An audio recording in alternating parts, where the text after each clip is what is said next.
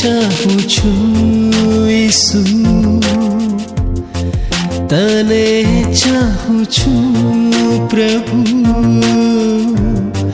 હું તને ચાહું છું ઈસુ, ન પાછો ફરું, ન માવું ઘૂંટણો સમક્ષ તારી, ને માર્ગે સંચરું તારે, સંકટ અને દુઃખો આવે તો ન પાછો ફરું, ન માવું ઘૂંટણો સમક્ષ તારી, ને માર્ગે સંચરું તારે, સંકટ અને દુઃખો આવે તો ન પાછો ફરું.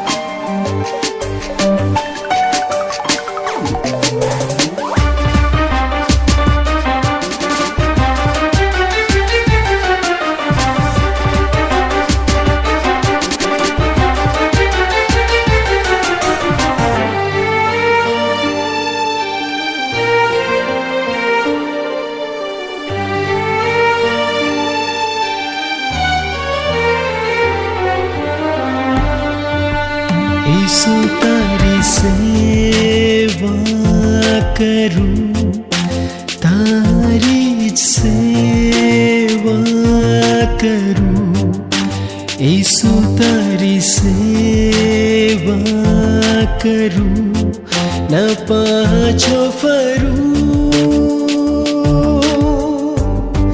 ન માવું ઘૂંટણો સમક્ષ તારી, ને માર્ગે સંચરું તારે, સંકટ અને દુઃખો આવે તો ન પાછો ફરું, ન માવું ઘૂંટણો સમક્ષ તારી, ને માર્ગે સંચરું તારે, સંકટ અને દુઃખો આવે તો ન પાછો ફરું.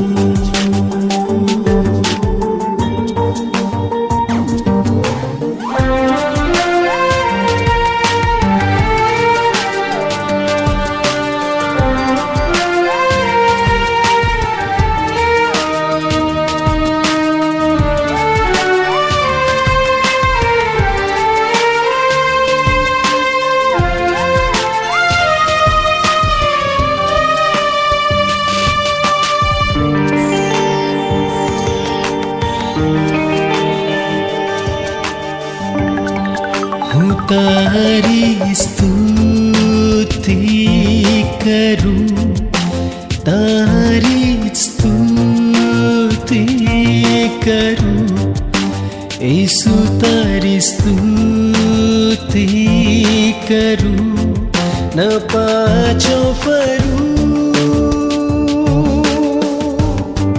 ન માવું ઘૂંટણો સમક્ષ તારી, ને માર્ગે સંચરું તારે, સંકટ અને દુઃખો આવે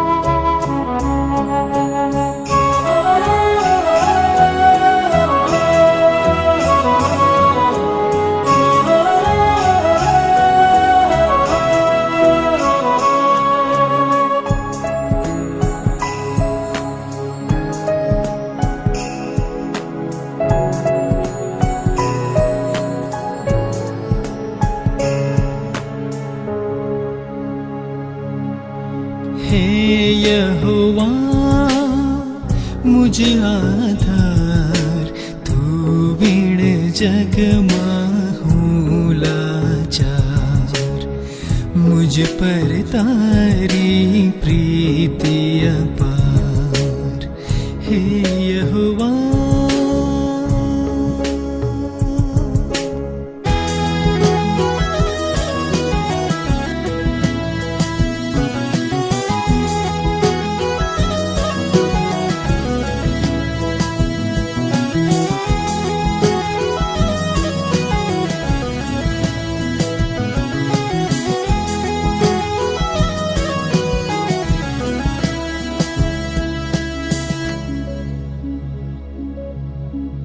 गढ़ मजबूतन किल्लो मारो, हे प्रभु तुझे तारण हारो। गढ़ मजबूतन किल्लो मारो, हे प्रभु तुझे तारण हारो। शत्रु सैन्य थी मुझने बचावे, स्तुति ने योग्य एक प्रभु तुझे, हे यहोवा मुझ आधार। तू बिन जग माहूँ लाचार, मुझ पर तारी प्रीति अपार, हे यहोवा।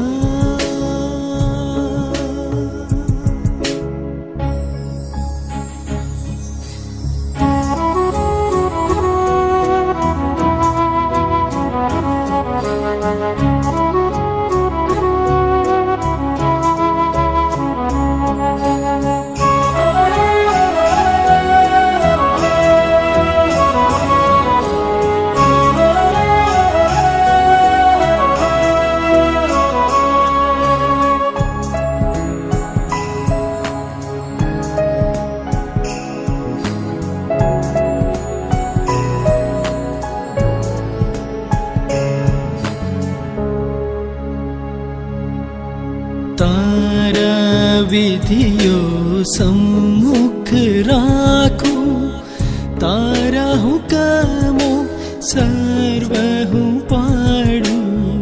तारा विधियो सम्मुख राखो, तारा हुकमो सर्वहु पाडू। दुखी जन ने खचित बचावे, गर्विष्ठ जननो गर्व दबावे। हे यहोवा मुझ आधार, तू बिन जग माहूँ लाचार। मुझ पर तारी प्रीति अपार, हे यहोवा।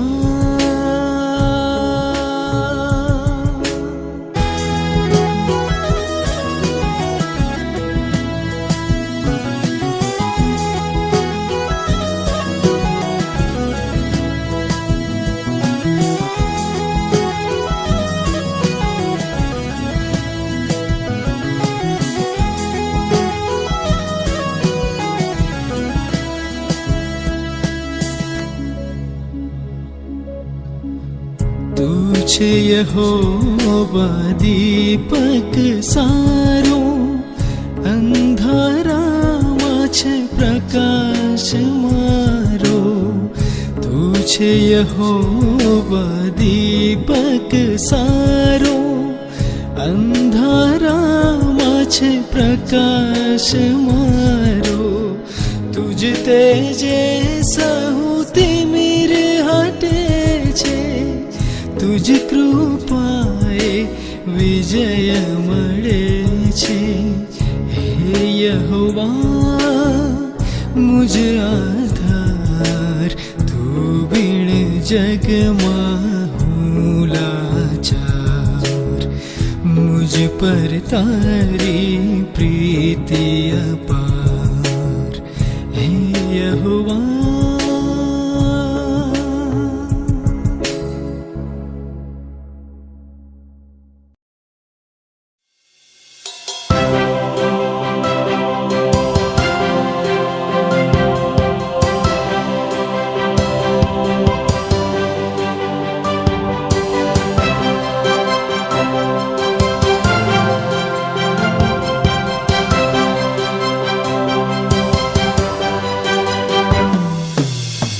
મને જોઈએ અગ્નિ, માનીએ તુજ વાણી, એટલી છે વિનંતી અગ્નિ પડવા દે. માંગી નવી શક્તિ તુજ પર વિશ્વાસ રાખી, નાઠા શકને ભીતિ અગ્નિ પડવા દે. અગ્નિ પડવા દે, અગ્નિ પડવા દે, આવ પવિત્ર આત્માને બાપ્તિસ્મા દે. અગ્નિ પડવા દે, અગ્નિ પડવા દે, આવ પવિત્ર આત્માને બાપ્તિસ્મા દે.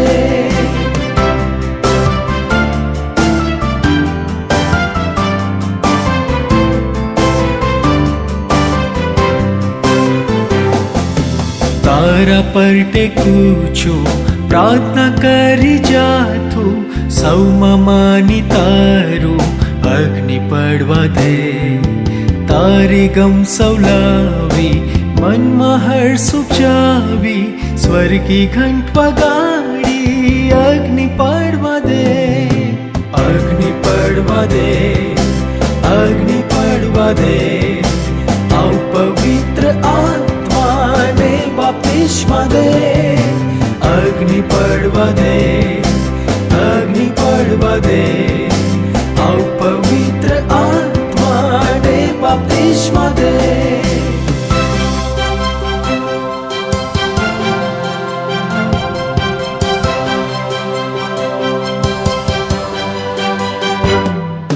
વફાદાર રહીએ, તુજથી બળ પામીએ, પ્રેમે વશ થઈએ અગ્નિ પડવા દે. પાડતા બૂમાનંદે નાસી ગયો સંદે, જય મળે છે અમને અગ્નિ પડવા દે. અગ્નિ પડવા દે, અગ્નિ પડવા દે, આવ પવિત્ર આત્માને બાપ્તિસ્મા દે. અગ્નિ પડવા દે, અગ્નિ પડવા દે, આવ પવિત્ર આત્માને બાપ્તિસ્મા દે.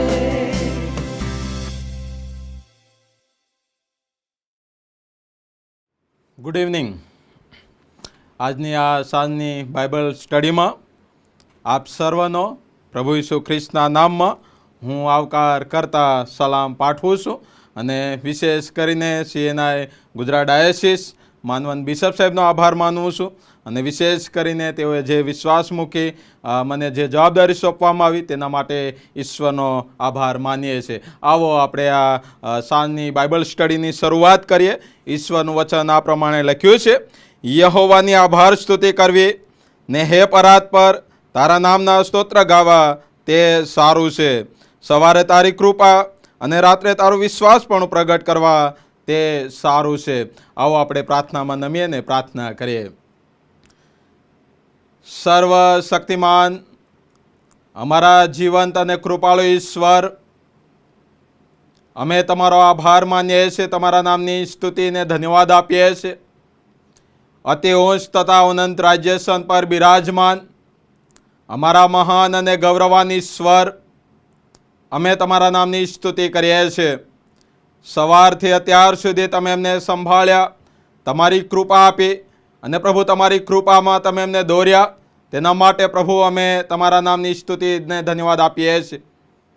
આ રાત્રિ દરમિયાન પ્રભુ અમે તમારા વચનો દ્વારા પ્રભુ અમે વિશ્વાસમાં દ્રઢ બનીએ એ માટે પ્રભુ તમે અમને કૃપા પૂરી પાડો. અને પ્રભુ જેઓ આ ઓનલાઈન બાઇબલ સ્ટડીમાં જોડાયા છે એ સર્વને પ્રભુ અમે તમારા હાથમાં સોંપીએ છીએ. અમે સાથે મળી પ્રભુ તમારા વચનોનું મનન કરીએ એ માટે પ્રભુ તમે કૃપા આપો. તમારા પવિત્ર આત્મા દ્વારા પ્રભુ તમે અમને મદદ અને સહાય કરો એવી પ્રાર્થના અમે કરીએ છીએ. અમારી પ્રાર્થના ઉદ્ધાર કરતા પ્રભુ ઈસુ ખ્રિસ્તના નામમાં તમે સાંભળો અને સ્વીકાર કરો પિતા. આમેન. આવો આપણે પ્રભુના જીવન પવિત્ર વચનો વાંચીએ તથા સાંભળીએ. નવા કરારમાં લુકની લખેલી સુવાર્તા તેનો 13મો અધ્યાય અને 6 થી 9 વચનો વાંચીએ તથા સાંભળીએ. Look chapter 13, 6 to 9. ઈશ્વરનું વચન આ પ્રમાણે લખ્યું છે. વળી તેણે આ દ્રષ્ટાંત કહ્યું કે કોઈ એક માણસની દ્રાક્ષવાડીમાં એક અંજીરી રોપેલી હતી.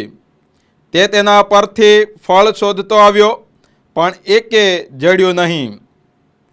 ત્યારે તેણે દ્રાક્ષવાડીના માળીને કહ્યું કે જો આ 3 વર્ષથી આ અંજીરી પરથી હું ફળ શોધતો આવ્યો છું અને એકે જડતું નથી, તેને કાપી નાખ, તે વળી ભોય કેમ નકામી રોકે છે? તેણે તેને ઉત્તર આપ્યો કે સાહેબ, તેને આ વર્ષ પણ રહેવા દે. એટલામાં હું તેની આસપાસ ખોદું ને ખાતર નાખું. જો ત્યાર પછી તેને ફળ આવે તો ઠીક, અને નહીં આવે તો તેને કાપી નાખજે. આ પ્રભુનું જીવંત વચન છે. આમેન.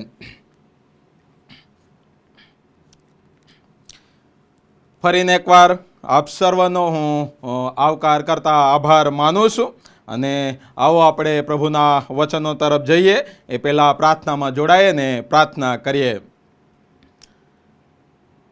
સર્વશક્તિમાન અમારા જીવતા અને કૃપાળુ ઈશ્વર, અમે તમારા નામને ધન્યવાદ આપીએ છીએ, તમારા નામને ઊંચું મનાવીએ છીએ, કારણ કે પ્રભુ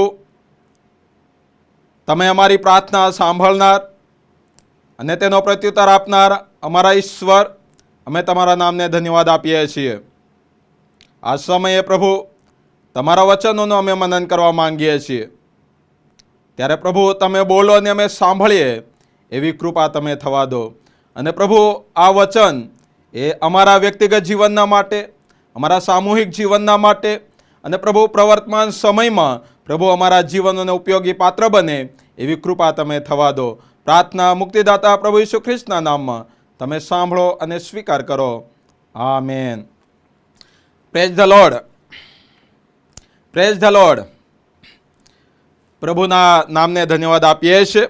અને ફરી એકવાર હું ઈશ્વર પિતાનો આભાર માનું છું. આ સાંજના સમયની અંદર ઓનલાઈન બાઇબલ સ્ટડીમાં પ્રભુનું વચન આપવાના માટે ઈશ્વરે કૃપા આપી છે. તેના માટે પ્રભુનો આભાર માનું છું. અને વિશેષ કરીને CNI ગુજરાત ડાયોસીસ ને CNI સિનડના ડેપ્યુટી મોડરેટર બિશપ સાહેબનો ખાસ હું આભાર માનું છું. અને અધિકારીગણનો હું ખાસ આભાર માનું છું કે તેઓએ જે જવાબદારી સોંપવામાં આવી તેના માટે ઈશ્વરનો આભાર માનું છું.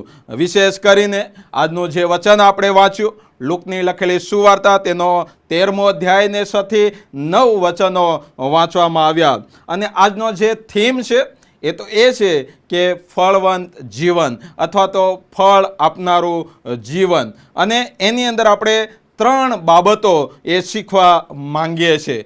પ્રથમ જે બાબત છે એ તો એ છે કે તમને આ જગતમાં ચોક્કસ હેતુના માટે એમ કહે છે કે રોપવામાં આવ્યા છે. બીજી જે બાબત છે એ તો એ છે કે ઈશ્વર આપણી પાસે ફળની અપેક્ષા એ રાખે છે. અને ત્રીજી ને છેલ્લી જે બાબત છે એ તો એ છે કે ફળનું પરિણામ. અને વહાલાઓ, એ બાબતો તરફ આપણે જ્યારે જોઈએ છીએ ત્યારે જે વિષય છે એ તો એ છે કે ફળ આપનારું એ જીવન, ફળ આપનારું જીવન.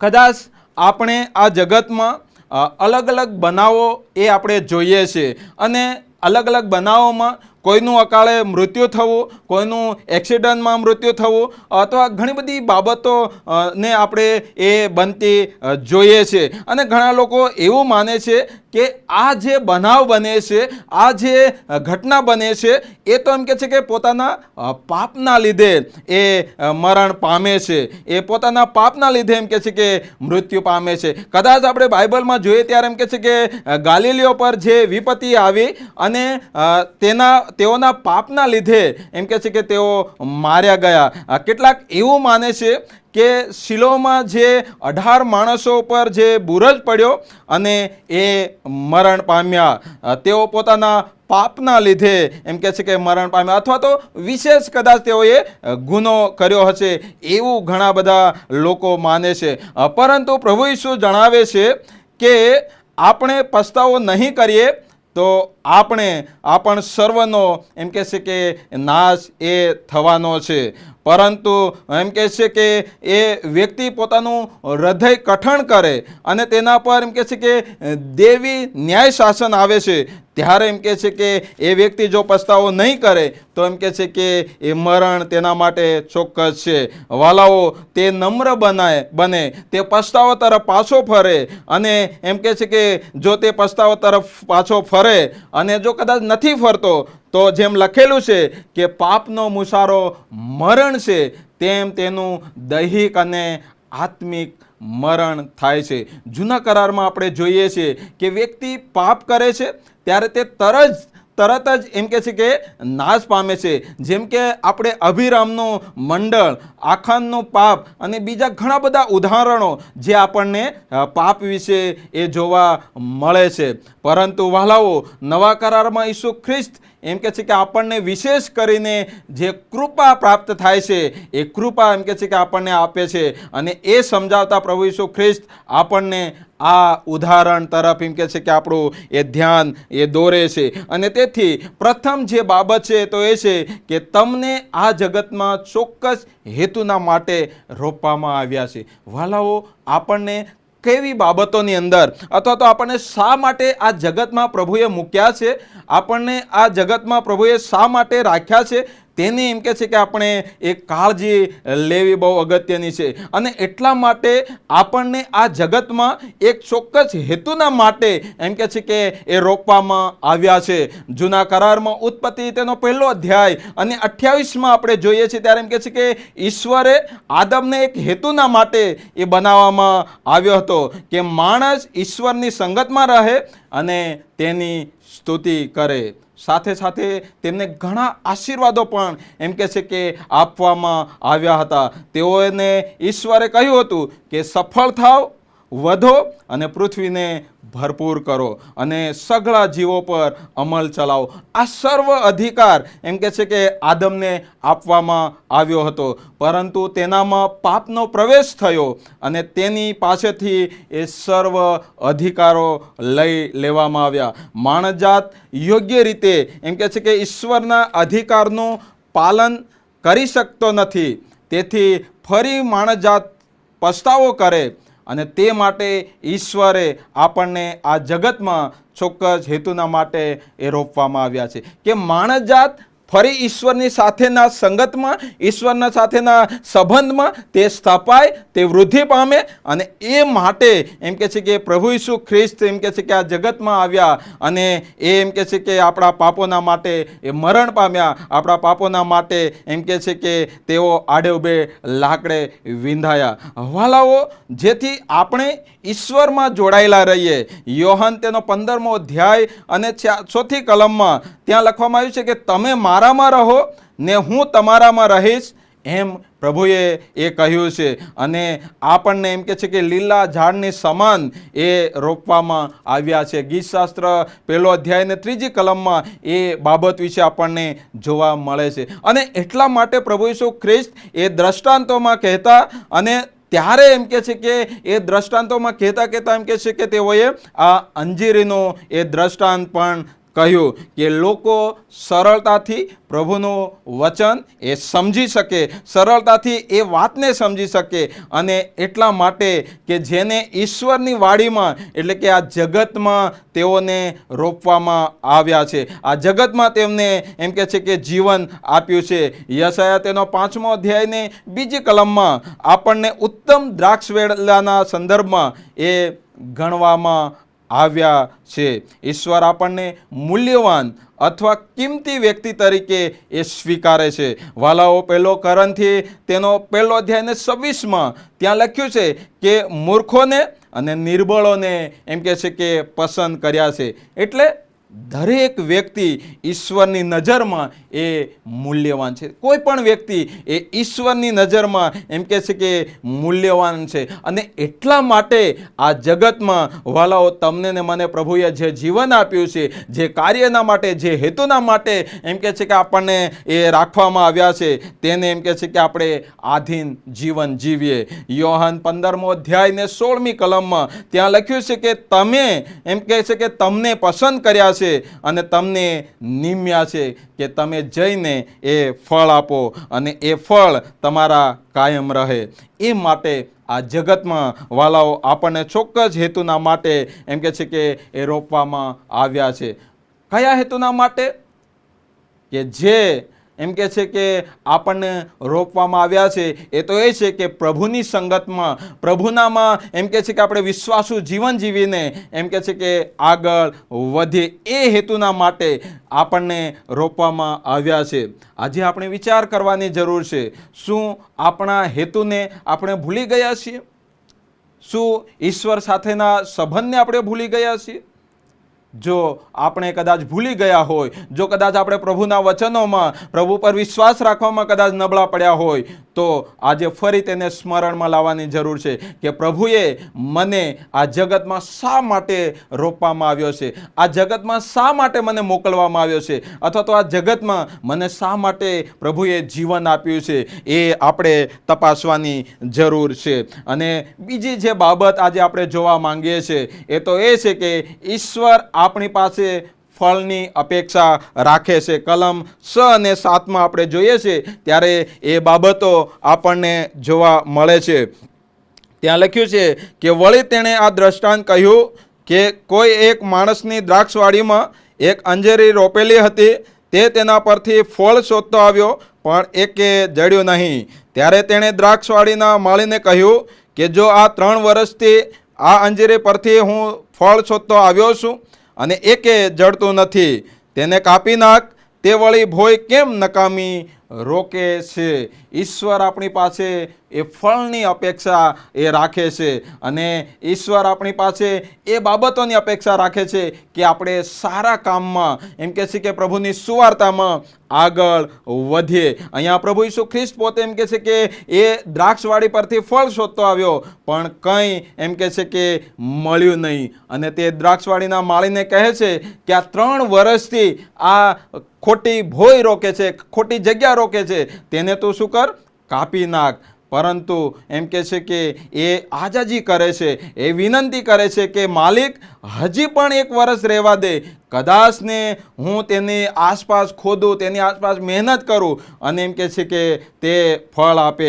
વાલાઓ, ઈશ્વર હજી પણ આપણને એ સમય આપે છે, હજી પણ આપણને એમ કહે છે કે એ ચોક્કસ સમય આપી રહ્યા છે કે આપણે ફળ આપીએ, આપણે સમય આપીએ. ઘણી બધી વાર આપણે દુનિયાની બાબતોમાં પડી જઈએ છીએ, ઘણી બધી વાર આપણા દૈહિક બાબતોમાં આપણે આપણું જીવન એમ કહે છે કે લઈ જઈએ છીએ. અને પ્રભુની જે વાતો સમજવી જોઈએ, પ્રભુની જે વાત એમ કે છે કે આપણે સમજવી જોઈએ, એ બાબતોને એમ કે છે કે આજે આપણે કદાચ એ સમજી શકતા નથી. અને એટલા માટે વાલાઓ, પ્રભુનું વચન એમ કહે છે કે સમયનો સદુપયોગ કરો. જો આપણે સમયનો સદુપયોગ કરતા નથી, જો આપણે એ ફળ આપતા નથી, જો આપણે ઈશ્વરના કામમાં ઉપયોગી પાત્ર બનતા નથી, તો કદાચ આપણો પણ એ નાશ કરવામાં આવી શકે છે. આપણો પણ એમ કહે છે કે એ નાશ કરવામાં આવી શકે છે. અને માટે એમ કહે છે કે ઈશ્વર એ આપણી પાસે ફળની અપેક્ષા રાખે છે. માટે ઈશ્વર એમ કહે છે કે ફળની અપેક્ષા રાખે છે.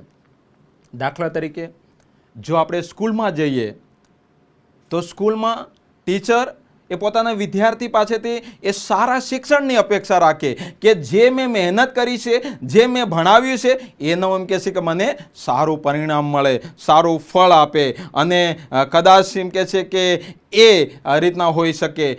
ગુરુ પોતાના શિષ્ય પાસે પણ એવી અપેક્ષા રાખે કે મારો ચેલો, મારો શિષ્ય એ સારું એમ કહે છે કે એ કાર્ય કરી શકે અને સારું જ્ઞાન એ પ્રાપ્ત કરી શકે અને સારા જ્ઞાનમાં તે લોકોને સારું શિક્ષણ આપી શકે. વાલાઓ, ઈશ્વર પણ આપણી પાસે એ સારા જીવનની, સારા ફળની અને સારા કાર્યની એમ કહે છે કે એ અપેક્ષા રાખે છે. ફળ આપવું એટલે શું? ઘણી બધી વાર આપણા જીવનમાં એ બાબતોને, એ શાસ્ત્રપાઠને આપણે વાંચીએ છીએ ત્યારે ઘણી બધી વાર આપણે કદાચ એને સમજવામાં એ નિષ્ફળ જઈએ છીએ. અને એટલા માટે વાલાઓ, ફળ આપવું એટલે શું? ફળ આપવું એટલે આપણા કાર્યો દ્વારા, આપણા જીવનો દ્વારા, આપણા વર્તન દ્વારા, આપણા એમ કહે છે કે રોજિંદા કાર્ય દ્વારા વગેરે બાબતોમાં એમ કહે છે કે આપણે ફળ આપવાની જરૂર છે. ગલાતી તેનો 5મો અધ્યાય અને 22 અને 23માં એ પવિત્ર આત્માના ફળોની વાત ત્યાં કરવામાં આવી છે. અને ત્યાં આપણે જોઈએ છે ત્યારે શાંતિ, સહનશીલતા, માયાળુપણું, ભલાઈ, વિશ્વાસુ, નમ્રતા, સંયમ એ બધા જ ફળોની વાત ત્યાં લખવામાં આવી છે. ઘણી બધી વાર આપણે વિશ્વાસ તો રાખીએ છીએ, ઘણી બધી વાર આપણે ચર્ચમાં તો જઈએ છીએ, ઘણી બધી વાર આપણે બાઇબલ તો વાંચીએ છીએ, પણ પ્રભુના વચનોને જે રીતે ગંભીરતાથી લેવા જોઈએ, પ્રભુના વચનો જે રીતના આપણે સમજવી જોઈએ, એ બાબતોને કદાચ આપણે સમજતા નથી. અને એટલા માટે અહીંયા લખ્યું છે જે પવિત્ર આત્માના ફળો એ તો એ છે કે આનંદ, પ્રેમ, શાંતિ અને સહનશીલતા. શું આપણા જીવનમાં આ ફળો જોવા મળે છે? સેવાના સ્થળે, જોબના સ્થળે, કોઈ પણ સ્થળે શું એજ અ ખ્રિસ્તી વ્યક્તિ તરીકે આપણે કેવું જીવન જીવીએ છીએ એ બાબતને એમ કે છે કે આપણે જોઈ શકીએ છીએ. અને જો વાલાઓ, જો ખરેખર આપણે એ પ્રમાણેનું જીવન જીવીએ છીએ તો ખરેખર આપણે પ્રભુમાં એ વૃદ્ધિ પામી રહ્યા છે, ખરેખર એમ કે છે કે આપણે એ પ્રભુમાં ફળ આપી રહ્યા છે. પણ જો આપણે એ પ્રમાણે ફળ નથી આપતા તો એમ કે છે કે આપણે નાશ તરફ જઈ રહ્યા છે, આપણે નાશ તરફ જઈ રહ્યા છે. અને એટલા માટે વાલાઓ, એક ઉદાહરણ હું એ તમને કહેવા માંગુ છું. એક માણસ હતો અને એ માણસને એમ કે છે કે એક સોનાની ખાણ છે એવી ખબર પડી, અને એ કંપનીની સાથે મળીને એમ કે છે કે એ ટનલમાં એમ કે છે કે એ સોનાની ખાણને એ ખોદવાના માટે એ વ્યક્તિને આખી ટીમ એમ કે છે કે તેની પાછે ગઈ અને એ ખાડો ખોદવા લાગ્યા. અને ઘણે ઊંડે ગયા છતાં પણ એમ કે છે કે એ વ્યક્તિને એ સોનાની ખાણ, એ સોનું એમ કે છે કે તેને મળ્યું નહીં. અને એમ કે છે કે તેની પાછળ ઘણો બધો રૂપિયો ડોલરમાં તેમણે ખર્ચ કર્યો છતાં તેમને એ મળ્યું નહીં. અને 1.5 વર્ષ સુધી તેમણે મહેનત કરી અને ત્યારબાદ એમ કે છે કે એ ખાડાને, એ સોનાની જે ખાણ છે એવી ખબર પડી, તેને એમ કે છે કે તેઓએ પડતું મૂક્યું, તેઓ નિરાશ થઈને જતા રહ્યા. એ જ વાત બીજી કંપનીને એમ કે છે કે ખબર પડી અને તેઓએ એમ કે છે કે ત્યાં જઈને એ ખોદેલી ટનલને, એ ખાડાને એમ કે છે કે ફરી એમ કે છે કે ખોદવાનું શરૂ કર્યું. અને થોડું જ ખોદકામ કરતા એમ કે છે કે સોનાનો જથ્થો તેમને એ મળી આવ્યો. વાલાઓ, આપણા જીવનમાં પણ કદાચ સફળતા થોડાક ક્ષણ સુધી, થોડીક જ આગળ હોય અને એમ કે છે કે આપણે નાસીપાસ થઈ જઈએ છીએ. આપણા વિશ્વાસમાં પણ એમ કે છે કે ઘણી બધી વાર આપણે આ બાબતને એ વિશ્વાસમાં પણ એવી રીતના આપણે લગાવીએ છીએ કે વિશ્વાસમાં આગળ વધતા વધતા આપણે જાણે આ બાબતની જેમ એ પાછા પડી જઈએ છીએ. ઘણી બધી વાર વાલાઓ, હજારો માણસો એ પોતાની જોબના સ્થળેથી, પોતાના જીવનથી થાકી જાય છે, નિરાશા પામે છે અને એ સફળતા મેળવવાના કારણે, સફળતા ના મળવાના કારણે તે વ્યક્તિ એમ કે છે કે આત્મહત્યા કરે છે, તે વ્યક્તિ નાસીપાસ થઈ જાય છે. પરંતુ વાલાઓ, એમ કહે છે કે પ્રભુ પર જ્યારે એમ કે છે કે આપણે વિશ્વાસ રાખીએ છીએ, પ્રભુ પર જ્યારે એમ કે છે કે આપણે વૃદ્ધિ પામીએ છીએ, ત્યારે પ્રભુનું વચન એમ કહે છે કે જેઓ અંત સુધી ટકશે તેવો જ તારણ પામશે, જેવો અંત સુધી ટકશે તેવો જ તારણ પામશે. વાલાઓ, જ્યારે આપણે એમ કે છે કે પ્રભુમાં એ મચ્યા રહીએ છીએ, પ્રભુના કાર્યમાં આપણે જ્યારે એમ કે છે કે વૃદ્ધિ પામીએ છીએ, ત્યારે પ્રભુ આપણને એ વિજય આપનાર ઈશ્વર છે, પ્રભુ આપણને એમ કે છે કે દોરનાર ઈશ્વર છે. ત્રીજી અને છેલ્લી જે બાબત છે એ તો એ છે કે ફળનું પરિણામ. ફળનું પરિણામ. વાલાઓ, 8મા અધ્યાયની અંદર, 13મા અધ્યાયની અંદર એ 8મી કલમમાં, 8મી અને 9મી કલમમાં લખવામાં આવ્યું છે કે તેને ઉત્તર આપ્યો કે સાહેબ, તેને આ વર્ષ પણ રહેવા દે, એટલામાં હું તેની આસપાસ ખોદું ને ખાતર નાખું. જો ત્યાર પછી તેને ફળ આવે તો ઠીક, અને નહીં આવે તો તેને કાપી નાખજે. Praise the lord, praise the lord.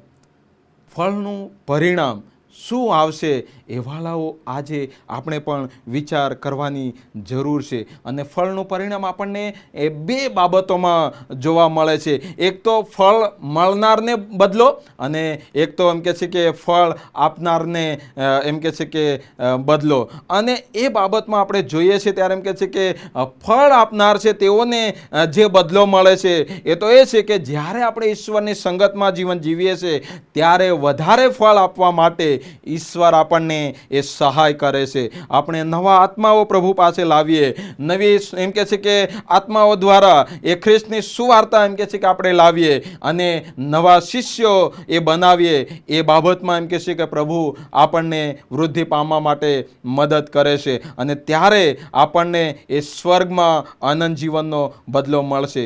જેમ પ્રભુ ઈસુનું મન અને કાર્યો હતા તેવા જ આપણે પણ બનવાની જરૂર છે કે પ્રભુ એ સહનશીલ કરનાર એ બાબત વિશે આપણને સમજાવે છે, કેવી રીતના જીવન જીવવું એ વિશે આપણને એ સમજાવે છે. અને એટલા માટે આપણા જીવનમાં પણ પ્રભુના એ જીવનને અનુસરણ કરવાની જરૂર છે. આજે જગતમાં ઘણી બધી મુશ્કેલીઓ છે, ઘણી બધી તકલીફો છે, સતાવણીઓ છે, પણ વાલાઓ પ્રભુએ કહ્યું છે કે તમે હિંમત રાખો, કેમ કે મેં જગતને જીત્યું છે. અને એટલા માટે વાલાઓ ઈશ્વરને પસંદ પડે એવું જીવન એમ કે છે કે આપણે એ જીવવાનું છે.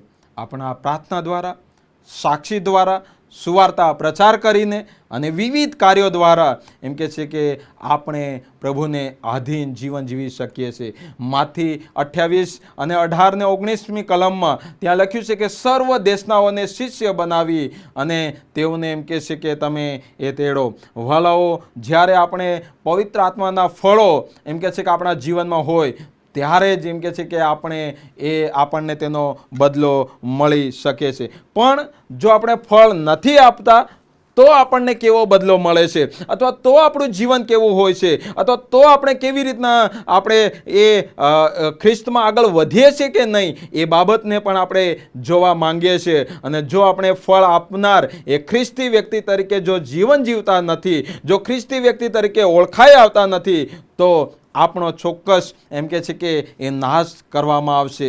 અને જેમ ઈશ્વરે અંજરીને એ હજી 1 વર્ષ રહેવા દેવા માટે જે કહ્યું, એનો મતલબ એ કે કદાચ તેના પર ફળ આવે અને તેનો બચાવ થાય. કદાચ વાલાઓ આપણું જીવન પણ બચી જાય. અને એ માટે આજે આપણને એ સમય આપવામાં આવ્યો છે પસ્તાવો કરવા માટે, જીવન જીવવા માટે, પવિત્રતામાં આગળ વધવા માટે, કે જેથી તમારું ને મારું એ જીવન એ બચી જાય. અને આ સમય એ દરેકના માટે, એ સ્ત્રી હોય, પુરુષ હોય, સર્વ માનવ જાતના માટે એમ કે છે કે એ સમય છે કે આપણે એ વિલંબ કરવાની જરૂર નથી. આપણે એમ કે છે કે તેમાં દેર કરવાની જરૂર નથી, જેથી એમ કે છે કે આપણે પસ્તાવો કરીને એ પ્રભુના વચનોમાં અને પ્રભુમાં એમ કે છે કે આપણે આગળ એ વૃદ્ધિ અને પામીએ. વાલા ભાઈ અને બહેનો, શું આપણે આ માળીની જેમ આપણે એ દ્રાક્ષવાડીની અંદર કેવી રીતના આપણે જીવન જીવી રહ્યા છે, મંડળીની અંદર આપણે કેવી રીતના જીવન જીવી રહ્યા છે,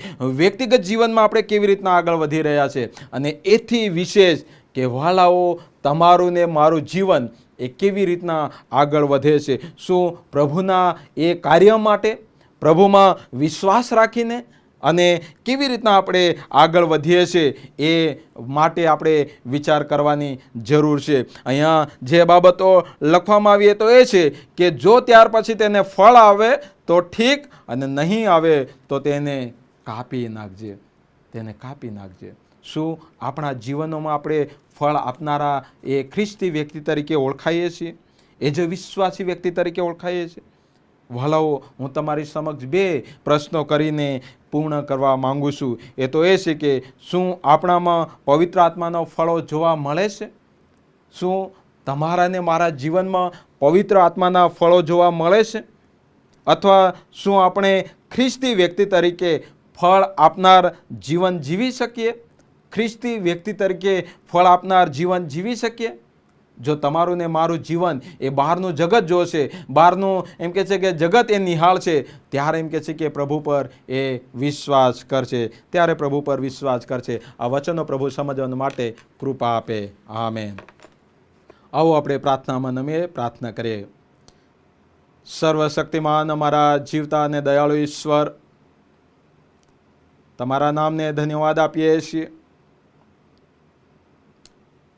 પ્રભુ, જે વચનો આ રાત્રિ દરમિયાન પ્રભુ અમે શીખ્યા છે, એ વચનો સમજવાના માટે તમે કૃપા પૂરી પાડજો.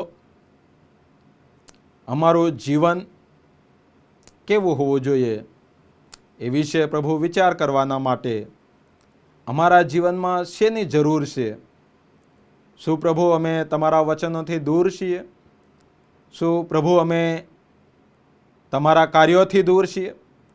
શું પ્રભુ અમે સુવાર્તા આપવામાં નબળા પડ્યા છીએ? તો પ્રભુ એ માટે પ્રભુ તમે એમને કૃપા આપજો, જેથી કરીને પ્રભુ જે સમય તમે એમને આપ્યો છે એ સમય દ્વારા પ્રભુ તેનો અમે સદુપયોગ કરીએ અને એ સમય દ્વારા પ્રભુ ઘણા બધા લોકોને તમારી પાસે લાવનારા બનીએ એવી કૃપા તમે થવા દો. અમારી પ્રાર્થના ઉદ્ધાર કરતા પ્રભુ ઈસુ ખ્રિસ્તના નામમાં તમે સાંભળો અને સ્વીકાર કરો પિતા. આમેન. પ્રભુની શીખવેલી પ્રાર્થના સાથે બોલીએ.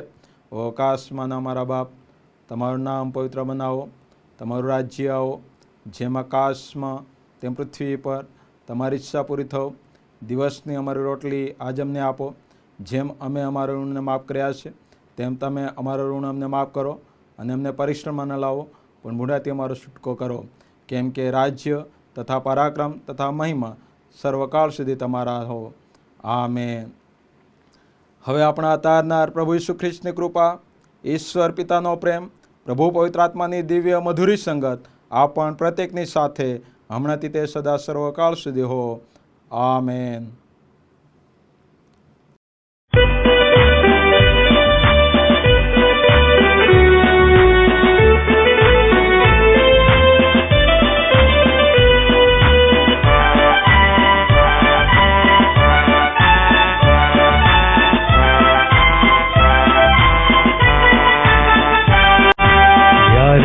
કઠણ લાગે ને વેરી કરે ઢોર, ઈસુ થજે આગેવાને અમને આગળ દોર. જોખમ વાળી જગાઓમાં તને ઢાલીશું, ચિંતા તજી તારી પાછળ ચાલીશું.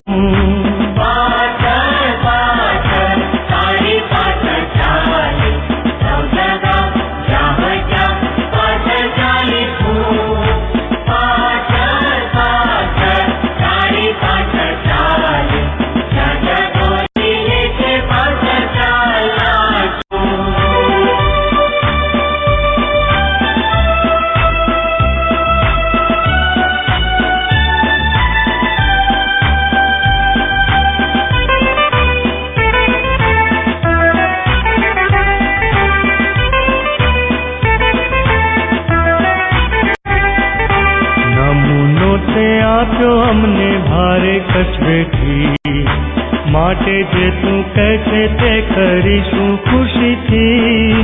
તારો નમૂનો લઈને આજ્ઞા પાડીશું, પ્રીતિ થકી તારી પાછળ ચાલીશું.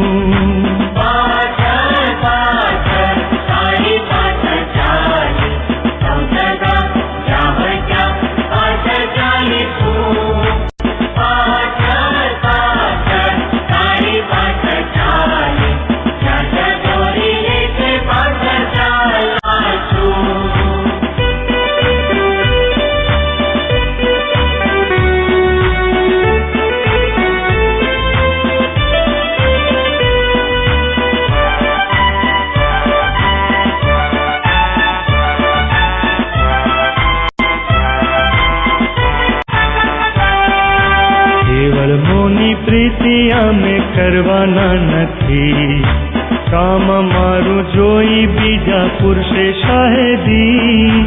દેવનું કામ કરવામાં પૂરું મન પણ રાખીશું, દુઃખ વેઠીને તારી પાછળ ચાલીશું.